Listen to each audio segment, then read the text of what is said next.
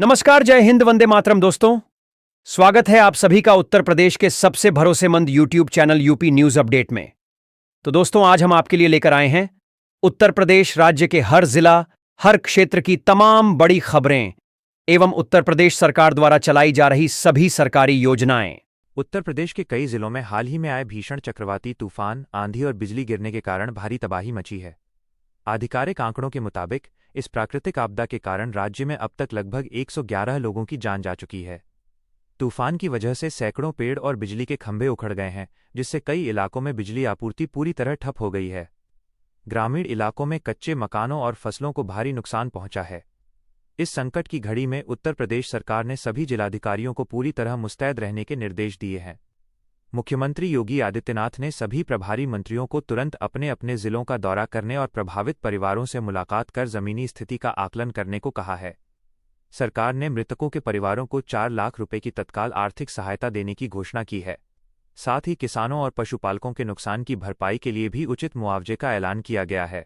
दूसरी तरफ विपक्ष कांग्रेस ने इस आपदा पर केंद्र सरकार की चुप्पी को लेकर सवाल उठाए हैं और इसे संवेदनहीनता करार देते हुए युद्ध स्तर पर राहत कार्य चलाने की मांग की है। रूसी राष्ट्रपति व्लादिमीर पुतिन ने भी इस त्रासदी पर भारत के प्रति संवेदना व्यक्त की है। अगली खबर है कि उत्तर प्रदेश में इस समय मौसम का दोहरा मिजाज देखने को मिल रहा है, जिसने आम जनजीवन को पूरी तरह अस्त व्यस्त कर दिया है। राज्य के कुछ हिस्सों में जहां चिलचिलाती धूप और भीषण लू हीटवेव का प्रकोप जारी है, वहीं दूसरी तरफ कई जिलों में आंधी और बारिश का अलर्ट जारी किया गया है। भारतीय मौसम विज्ञान विभाग (IMD) के अनुसार बुंदेलखंड और उससे सटे इलाकों में गर्मी ने सारे रिकॉर्ड तोड़ दिए हैं। पिछले 24 घंटों में बांदा जिला 45.2 डिग्री सेल्सियस तापमान के साथ पूरे प्रदेश में सबसे गर्म स्थान दर्ज किया गया है। मौसम विभाग ने बांदा, चित्रकूट, कौशाम्बी, हमीरपुर और झांसी सहित 8 जिलों के लिए येलो अलर्ट जारी किया है। इसके विपरीत मौसम विभाग ने आज राज्य के लगभग 17 से 37 जिलों में अचानक मौसम बदलने, धूल भरी आंधी चलने और आकाशीय बिजली गिरने की चेतावनी भी दी है।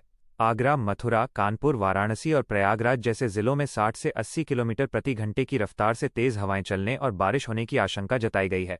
राजधानी लखनऊ में भी तापमान 40 डिग्री सेल्सियस के पार पहुंच गया है, जिससे लोग उमस और तपिश से परेशान हैं। मौसम विभाग ने लोगों को दोपहर के समय अनावश्यक रूप से घरों से बाहर न निकलने और खराब मौसम के दौरान सुरक्षित स्थानों पर रहने की सलाह दी है। अगली खबर है कि लखनऊ में आयोजित एक बड़े कार्यक्रम 9 डिफाइनिंग ईयर्स ऑफ ट्रांसफॉर्मेशन में बोलते हुए मुख्यमंत्री योगी आदित्यनाथ ने अपनी सरकार की उपलब्धियों का ब्यौरा दिया। मुख्यमंत्री ने कहा कि साल 2017 से पहले उत्तर प्रदेश को देश में एक प्रश्न प्रदेश के रूप में देखा जाता था, जहां विकास और सुरक्षा को लेकर हमेशा सवाल उठते थे।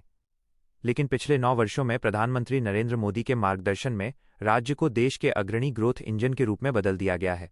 उन्होंने साफ किया कि अब राज्य में विकास केवल लखनऊ, वाराणसी या गोरखपुर तक सीमित नहीं है, बल्कि इसका विस्तार प्रदेश के सभी 75 जिलों में समान रूप से हो रहा है। सीएम योगी ने बुनियादी ढांचे और आर्थिक सुधारों का जिक्र करते हुए बताया कि उत्तर प्रदेश की प्रति व्यक्ति आय साल 2017 के 43,000 रुपये से बढ़कर अब लगभग 1.2 लाख रुपये सालाना हो गई है। राज्य सरकार ने निवेशकों को आकर्षित करने के लिए 75,000 एकड़ का लैंड बैंक तैयार किया है और 34 अलग अलग सेक्टरों के लिए नीतियां बनाई हैं। इसके अलावा राज्य में पर्यटन क्षेत्र में ऐतिहासिक उछाल आया है। पिछले साल 166 करोड़ पर्यटक यूपी आए, जबकि हाल ही में संपन्न हुए महाकुंभ में रिकॉर्ड 66 करोड़ श्रद्धालुओं ने हिस्सा लिया, जिससे सेवा क्षेत्र में रोजगार के लाखों नए अवसर पैदा हुए हैं। अगली खबर है कि उत्तर प्रदेश में महंगाई का एक और झटका आम उपभोक्ताओं को लगा है। देश के प्रमुख डेयरी ब्रांड अमूल द्वारा दूध की कीमतों में बढ़ोतरी किए जाने के ठीक बाद उत्तर प्रदेश के सबसे बड़े और प्रतिष्ठित सहकारी डेयरी ब्रांड पराग ने भी दूध की कीमतों में इजाफा कर दिया है। पराग डेयरी प्रबंधन द्वारा जारी की गई नई दरें 15 मई से पूरे प्रदेश में प्रभावी रूप से लागू कर दी गई हैं। इस फैसले के तहत पराग ने अपने दूध के दामों में 2 रुपये प्रति लीटर की सीधी बढ़ोतरी की है, जिससे मध्यम और निम्न वर्गीय परिवारों के मासिक बजट पर सीधा असर पड़ने की संभावना है। कीमतों में बदलाव के बाद पराग का फुल क्रीम दूध, जो पहले 69 रुपये प्रति लीटर की दर से बिक रहा था, वो अब बाजार में 71 रुपये प्रति लीटर की कीमत पर मिलेगा। डेयरी उद्योग के जानकारों का कहना है कि चिलचिलाती गर्मी के कारण पशुओं के चारे की बढ़ती लागत, दूध के उत्पादन में आई कमी और ट्रांसपोर्टेशन यातायात के खर्चों में हुई वृद्धि की वजह से कंपनियों को कीमतों में ये बढ़ोतरी करनी पड़ी है। अचानक बढ़े इन दामों के कारण आम जनता में थोड़ी नाराजगी देखी जा रही है, क्योंकि चाय से लेकर बच्चों के पोषण तक दूध हर घर की एक अनिवार्य और दैनिक आवश्यकता है। अगली खबर है कि उत्तर प्रदेश सरकार ने राज्य के युवाओं को तकनीकी रूप से सक्षम बनाने के लिए अपनी महत्वाकांक्षी स्वामी विवेकानंद युवा सशक्तिकरण योजना की रफ्तार तेज कर दी है। इस योजना के तहत राज्य सरकार ने चालू शैक्षणिक सत्र में उच्च शिक्षा, तकनीकी शिक्षा और व्यावसायिक पाठ्यक्रमों के लगभग 10 लाख अंतिम वर्ष के छात्रों को मुफ्त स्मार्टफोन और टैबलेट बांटने का लक्ष्य रखा है। इसके लिए राज्य कैबिनेट की बैठक में आवश्यक बजट को मंजूरी दे दी गई है। इस डिजिटल पहल का मुख्य उद्देश्य ग्रामीण और आर्थिक रूप से कमजोर पृष्ठभूमि वाले छात्रों को ऑनलाइन पढ़ाई, प्रतियोगी परीक्षाओं की तैयारी और डिजिटल कौशल, डिजिटल स्किल सीखने के लिए समान अवसर प्रदान करना है। उत्तर प्रदेश के मुख्यमंत्री योगी आदित्यनाथ ने आईटी एवं इलेक्ट्रॉनिक्स विभाग को निर्देश दिया है कि वितरण प्रक्रिया पूरी तरह पारदर्शी होनी चाहिए और इसमें किसी भी स्तर पर देरी नहीं होनी चाहिए। इन उपकरणों में सरकार की कल्याणकारी योजनाओं, रोजगार पोर्टलों और डिजिटल लाइब्रेरी की जानकारी पहले से लोड प्री इंस्टॉल्ड की जाएगी। विभिन्न विश्वविद्यालयों और कॉलेजों में नोडल अधिकारी नियुक्त किए जा रहे हैं ताकि पात्र छात्रों का डेटा वेरिफिकेशन जल्द पूरा हो सके। सरकार का मानना है कि इस कदम से राज्य में न केवल डिजिटल साक्षरता बढ़ेगी बल्कि युवाओं के लिए रोजगार और स्वरोजगार के नए रास्ते भी खुलेंगे।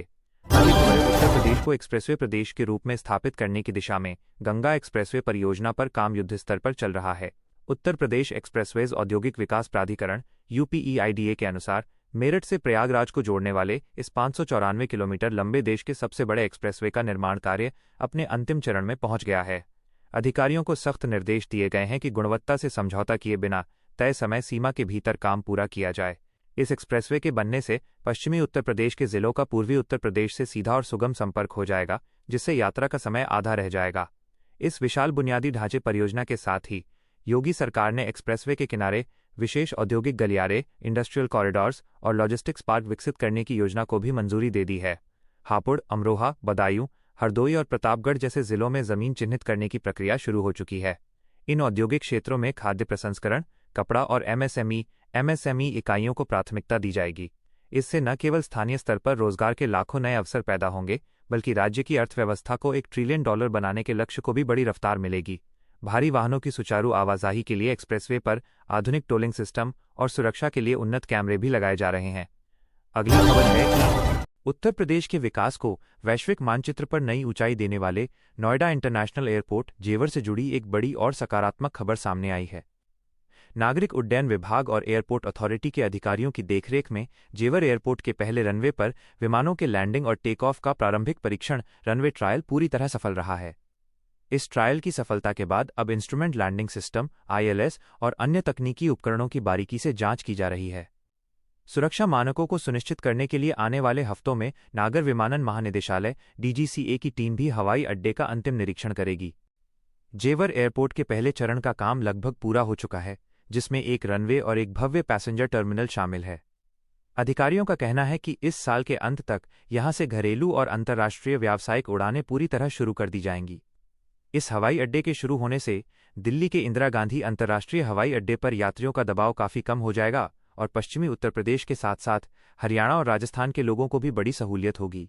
इसके अलावा एयरपोर्ट के आसपास के क्षेत्रों में होटल उद्योग, रियल एस्टेट और कार्गो बिजनेस में भारी निवेश आ रहा है, जिससे यह क्षेत्र उत्तर भारत का सबसे बड़ा आर्थिक केंद्र बनने की ओर अग्रसर है।